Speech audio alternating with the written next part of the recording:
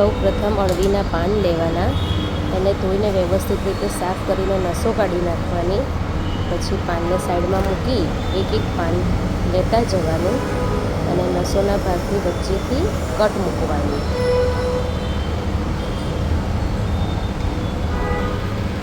બે ભાગમાં ફોલ્ડ કરી વચ્ચેનો નસનો ભાગ કાપી અને અળવીના પાનના નાના નાના ટુકડા કરી લેવાના. કૂણો ભાગ હોય એને રવા દેવાનો, જાડી નસનો ભાગ હોય એને કાઢી અને આવી રીતે તમને પસંદ હોય એવા નાના મોટા મનપસંદના ટુકડા કરી દેવા.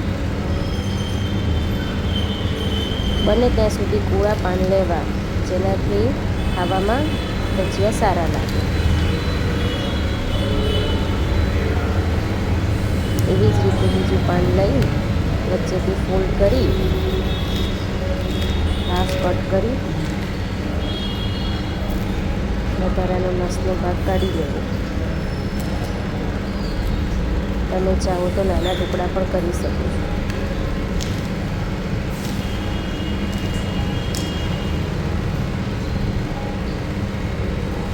પછી એક વાટકીમાં એક તપેલીમાં ચણાનો લોટ, ચોખાનો લોટ, મીઠું, મરચું, હળદર, અજમો અને હિંગ નાખી પાણી નાખીને બેટર બનાવવું. મિક્સ કરી લેવું વ્યવસ્થિત રીતે.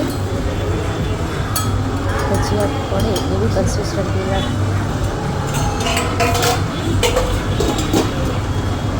ત્યારબાદ પાનને ખીરામાં બોળવા અને ગરમ કરેલા તેલમાં તળવા.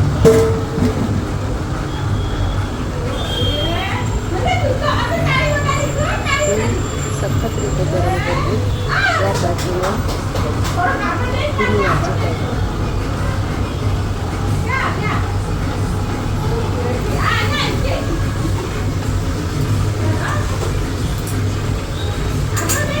ગરમ તેલમાં નાખતા જ ભજીયા ફૂલીને મોટા થશે.